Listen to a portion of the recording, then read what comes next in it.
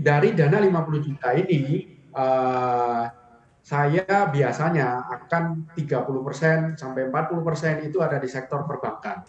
Seperti itu. Nah, dari 4B itu tadi, yang harganya masih under value, itu adalah BRI, Mandiri, BNI. Oke. Kalau BCA harganya itu ibaratnya sekarang premium ya, over value masih. Nah, yang under 30 value sampai adalah 40 3 bank BUMN besar. 30 sampai 40%. Lah sisanya Pak Haji Hadi? Sisanya akan masuk ke sektor consumer. Oke. Ya, Consumer sisanya akan masuk dengan ke sektor consumer. kategori yang seperti apa? Consumernya bukan tidak 60%, tapi consumernya sekitar 40% juga, 30 sampai 40%. Oke. 30 sampai 40% juga ya. Ini untuk consumernya kategorinya ya kalau misalnya nanti dikasih diskon ya otomatis ICBP calon utama yang wajib ditunggu kalau ada koreksi seperti itu. Ya, ICBP. Diskonnya sampai ke level berapa nih Pak Haji Hadi untuk ICBP? ICBP ya kalau ditanya saya sih nunggunya di harga 6 ribuan ya, cuma kok kayaknya susah mau ke 6 ribu ya. Jadi ya mungkin kalau sudah di 7 ribu, 7.500 boleh lah. Oke. Kemudian? Karena sektor consumer ini biasanya harganya itu sangat-sangat premium. Karena image-nya adalah mau krisis seperti apapun, orang tetap butuh makan.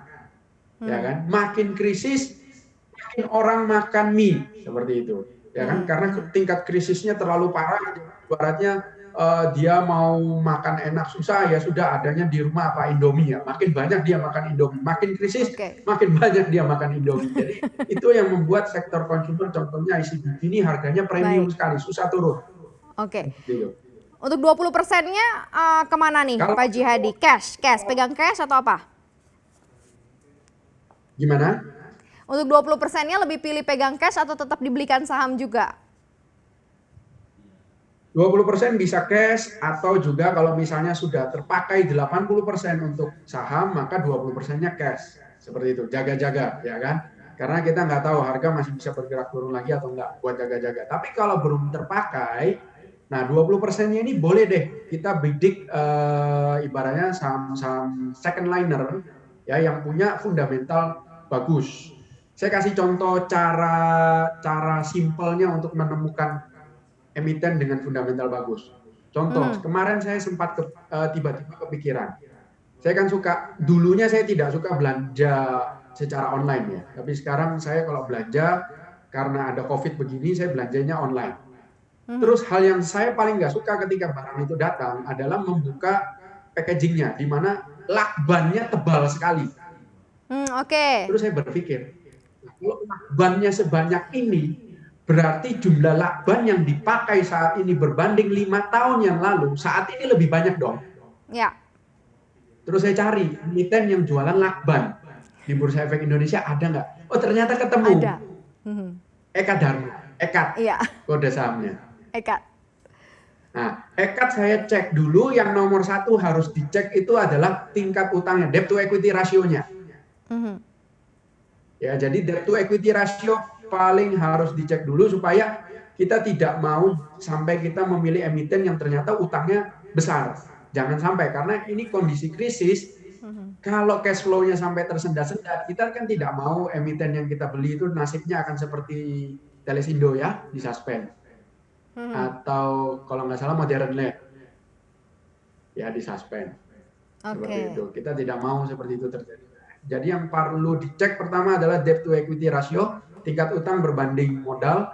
Itu 1, harus di bawah 1 kali, maksimal 1,5 kali. Ya, debt to equity ratio maksimal 1,5 kali. Lebih kecil lebih baik. Kemudian cek price to book value-nya. Ya, dicek price to book value-nya, ibaratnya di bawah 1 atau tidak. Kalau murah biasanya di bawah 1. Seperti itu. Kalau murah di bawah 1.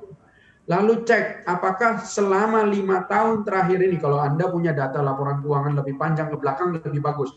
Cek minimal 5 tahun terakhir apakah penjualannya selalu meningkat setiap tahun. Kemudian kalau penjualannya meningkat, apakah laba bersihnya cenderung juga selalu meningkat dalam 5 tahun terakhir? Seperti itu. Nah, kalau saya coba cek untuk EKAD itu terpenuhi semua kriteria-kriteria yang saya sampaikan tadi.